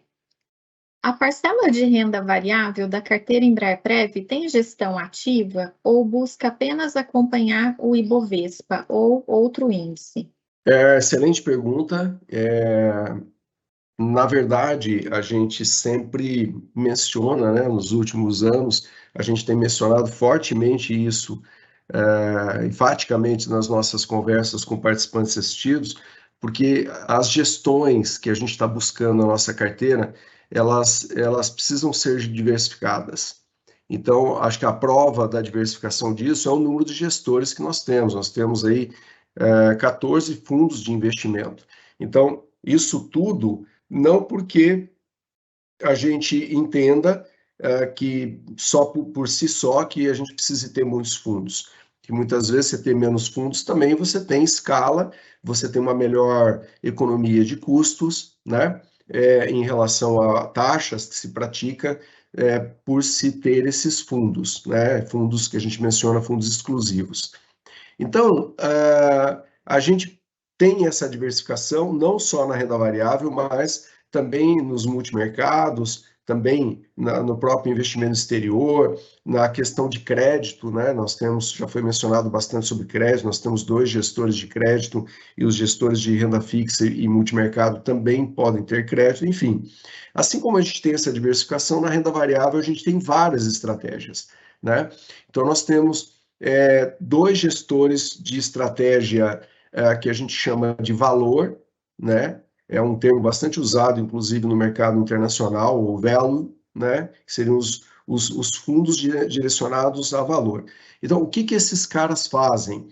Eles pegam e tem uma equipe bastante grande que fica analisando determinados segmentos de mercado. Eles pegam o balanço das companhias, avalia o que eles chamam de valuation, né? O valor, vamos dizer assim, de quanto vale o papel, quanto vale, né, aquele ticker, né, que é o item que é comercializado na bolsa de valores na B3, e eles avaliam profundamente a possibilidade de ganhos de mercado, né, que a gente chama de upside, ou crescimento do valor dessa ação ao longo do tempo. E eles avaliam muitas coisas, eles avaliam, obviamente, as condições de juros de mercado, eles avaliam a capacidade operacional da empresa, o nível de endividamento, o valuation é um cálculo bastante complexo e detalhado, e é uma coisa muito séria e que entra na parte interior da companhia, né? Então, eles aproveitam para olhar como a empresa está se desenvolvendo, e aí isso tudo, né, e como ela se comporta no mercado, as estratégias, o marketing, tudo isso é avaliado, é uma avaliação de gestão de empresa. Nós temos 2 gestores que fazem isso, e analisam e, obviamente, gostam de mercados mais específicos, né? Essas empresas gostam muito de empresas da área de energia, gostam muito também do segmento de bancos e logística. Então, esse é um segmento que esses 2 gestores olham profundamente o comportamento das empresas. Então, você não vai encontrar papéis lá, como, por exemplo, Petrobras, de uma maneira muito incisiva. Talvez tenha de maneira marginal, mas você não vai achar Petrobras lá. Por quê? Porque, do ponto de vista de valuation, não é uma boa, do ponto de vista de avaliação de valor de empresa, não é boa para essas estratégias ter esse tipo de papel lá, que é um papel, né, vinculado ainda em parte a uma gestão do governo, que tem outros fatores, que muitas vezes tem até questões políticas envolvidas, né? A gente tem também um outro tipo de estratégia, que é a estratégia que a gente chama de gestão ativa. O que é uma gestão ativa? Ela não é só uma gestão de valor. Deixa eu só dar o nome aos bois. A gestão de valor que a gente mencionou agora, os nossos gestores são a Esquadra e a Oceana. Ok? Esses são os 2 gestores que fazem esse papel. Quem quiser conhecer um pouco mais a carteira desses caras, é só entrar nos nossos relatórios, que estão disponíveis no nosso portal, e vocês vão conseguir visualizar, inclusive a carteira, né, como esses fundos eles se comportam nos nossos relatórios na área de investimentos, no nosso portal, vocês conseguem ver tudo isso, tá? Aí a gente pega a gestão ativa, que é a Franklin Templeton. A Franklin Templeton, ela é um dos maiores gestores, né, de ativos de renda variável no planeta.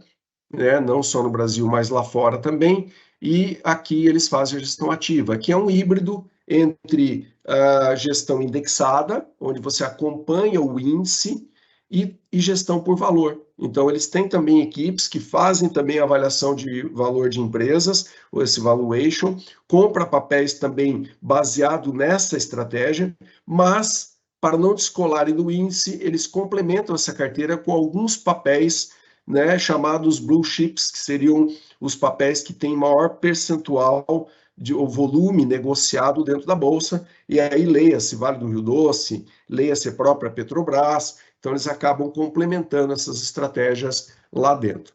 E nós temos, né, uma outra gestão, uma outra estratégia, que é a estratégia indexada, que é um fundo que diz o seguinte: olha, a gente vai fazer a replicação do índice.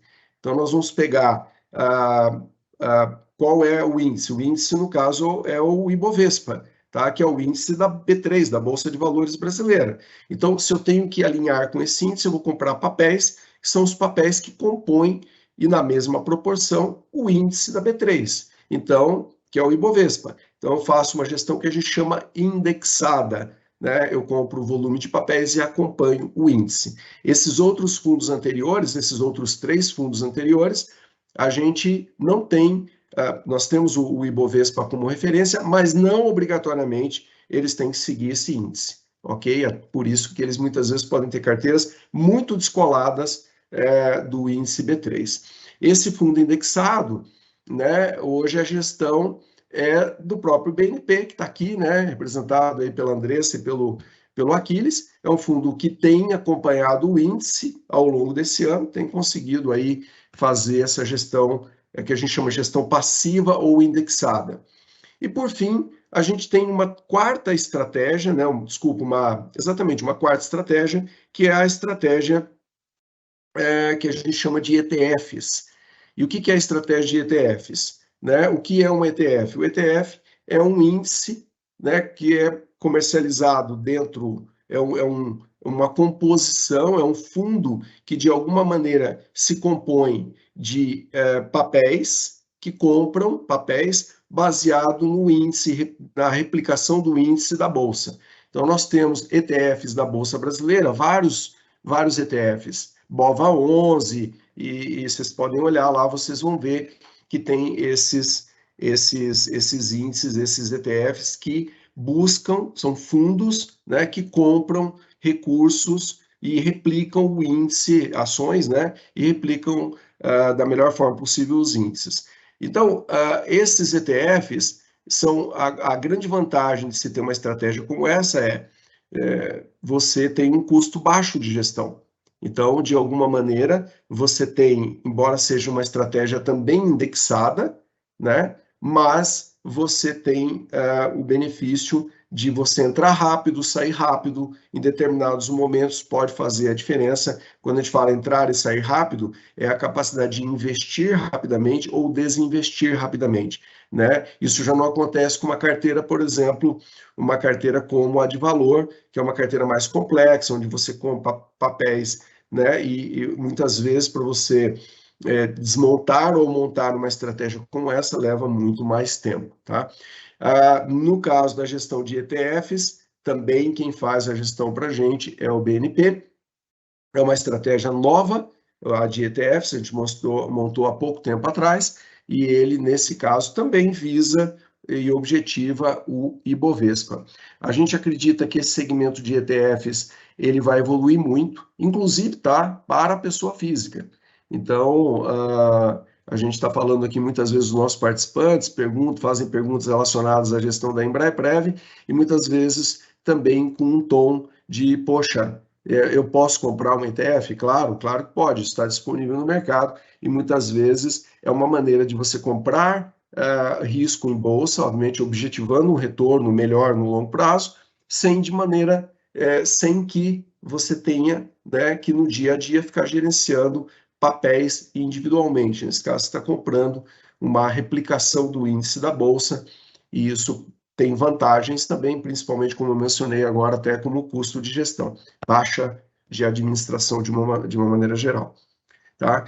Existem outras estratégias, como, por exemplo, fundos de dividendos. A gente já tentou isso, que seria montar uma carteira com empresas boas pagadoras de dividendos. A gente entende que isso no mercado brasileiro ele se distorceu ao longo dos anos, porque com a legislação que permite, muitas empresas utilizaram vamos dizer assim, esse artifício até, muitas vezes, de pagar dividendos, não necessariamente com o objetivo de remunerar o acionista, mas muitas vezes, principalmente as empresas que têm participação do governo, então isso acabou distorcendo um pouco esse mercado, e a gente já teve fundos e a gente acabou se desfazendo dessa posição, então não é uma estratégia que nesse momento a gente acredite, né? Então, basicamente, se vocês olharem, exceto pela estratégia de dividendos, a gente usa todo o manual de boas práticas de diversificação na carteira de renda variável. Obrigada, Léo. Continuamos aqui com o Embraer-Prev. Quando teremos a verificação em 2 etapas, 2FA, para termos mais segurança no acesso ao portal? A questão da segurança é uma questão que nos preocupa sempre, né? Então, nós temos hoje, já fizemos uma série de melhorias no sistema, né, de geração de senhas no portal, mas é uma questão que depende muito também da cultura, né, dos nossos participantes assistidos. A gente, no dia a dia, nós já poderíamos ter implantado esse mecanismo que foi mencionado por quem fez essa pergunta. Nós não fizemos isso ainda, neste momento, não é por falta de tecnologia ou por falta de interesse ou predisposição, mas a gente percebe que muitos dos nossos participantes têm dificuldade ainda, mesmo com a senha padrão. Então, muitas vezes os nossos participantes, principalmente os assistidos, né, reclamam, né, da dificuldade do acesso, da dificuldade de fazer essa interação com ferramentas como o nosso aplicativo ou como o nosso portal. Então, a gente tem ainda uma questão cultural que a gente ainda está avaliando como a gente poderia melhorar essa segurança, mas isso certamente está no nosso radar para que a gente possa melhorar aumentar ainda mais a segurança, né? É importante só mencionar que os nossos sistemas são sistemas muito bem protegidos. Então, só para vocês terem uma ideia, todo o nosso banco de dados está hospedado num servidor. Esse servidor tem uma proteção, só para vocês saberem, essa hospedagem, ela fica inclusive guardada por sistemas internacionais de proteção, né? Então, há uma replicação que a gente chama de redundância, né?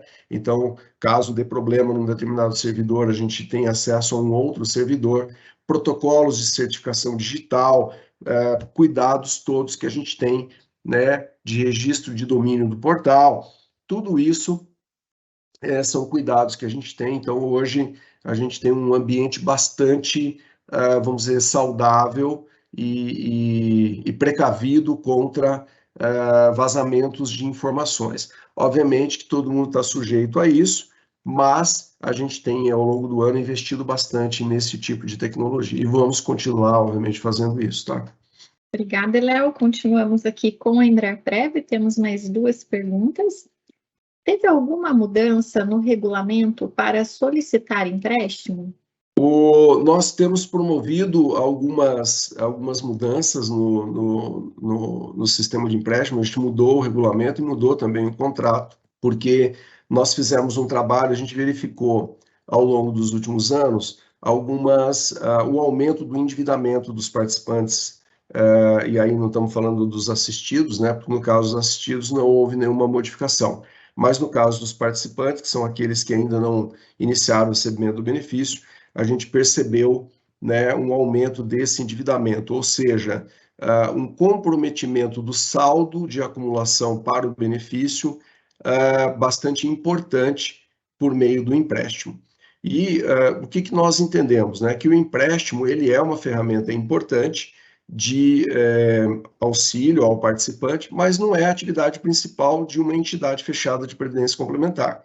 Então, de alguma maneira, a gente limitou, né, o acesso ao crédito, que antes era de 65% do saldo que o participante tinha total. Então, a gente trouxe isso para um patamar de 50%. Este patamar é um patamar considerado, obviamente, para isso a gente fez pesquisas, né, de mercado, analisando como outras entidades fazem, e, de alguma maneira, a gente fez essa modificação. O que não foi mudado? Não foi mudado juros, não foi mudado taxa de administração, não foi mudado o prazo, né? O prazo, não foi mudado o valor de comprometimento da parcela que a gente chama de margem consignável, então nada disso foi modificado, apenas o limite máximo, que muitos participantes até nem chegavam nesse limite, né? A grande maioria, na verdade, nem utiliza todo esse valor para fazer a simulação.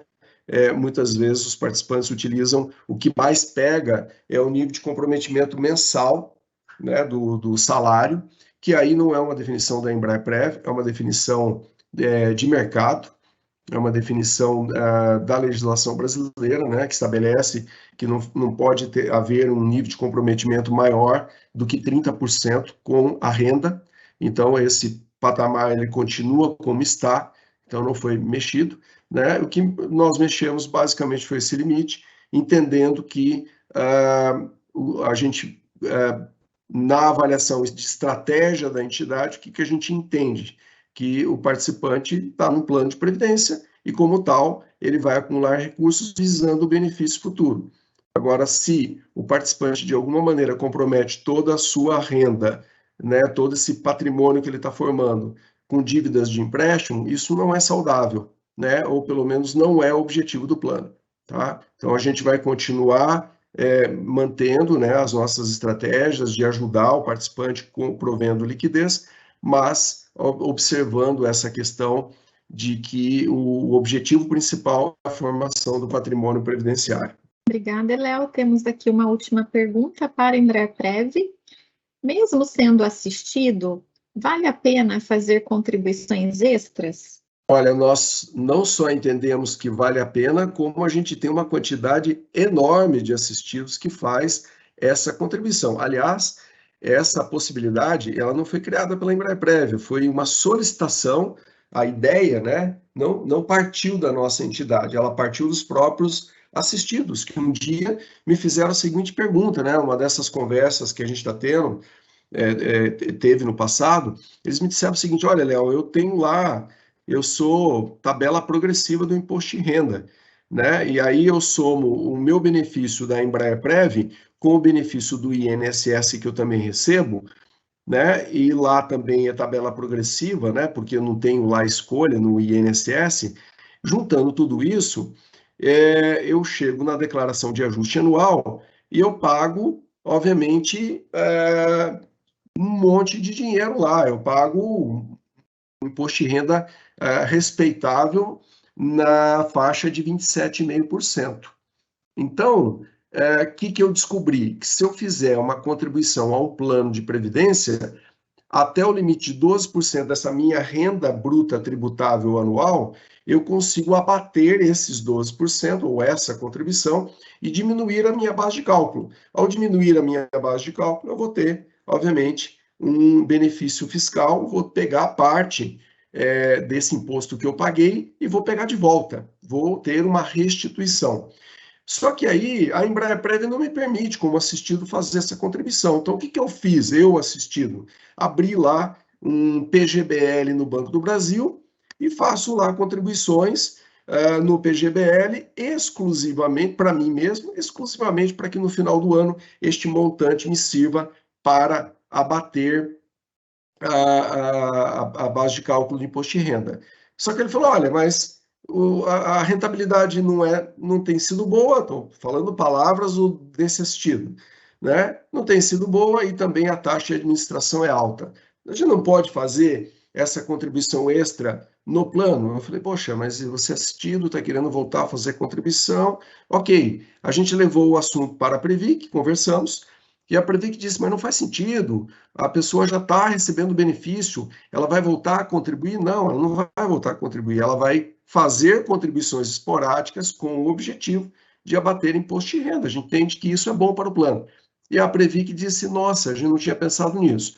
Eles não só aprovaram, como inclusive no Manual de Boas Práticas, eles passaram até a recomendar isso para outras entidades. Então, desde então, a gente tem tido um volume bastante significativo de assistidos que nos procuram, fazendo, então, aportes. Obviamente, o que a gente recomenda? Que o assistido faça a continha. Então, ele verifique tudo que ele recebe. Então, se ele recebe, por exemplo, se ele tem uma renda com aluguel, se ele tem o rendimento, né, que seria o benefício mensal do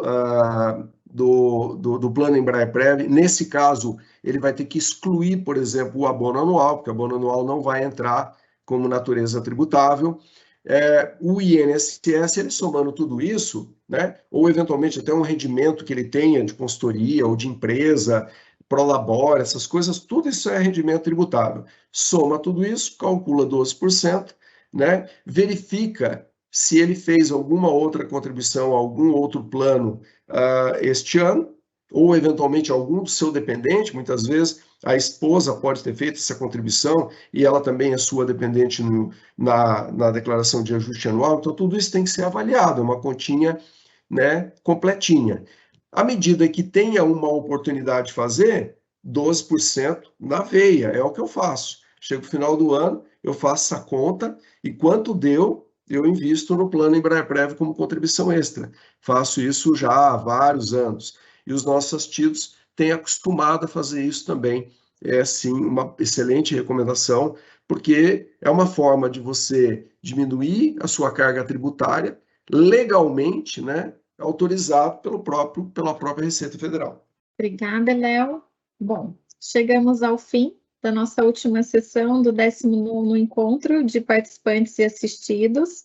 Eu agradeço a participação da Andressa, do Aquiles, do Eléo, agradeço a participação de todos vocês que estiveram conosco e até a próxima. Uma boa tarde.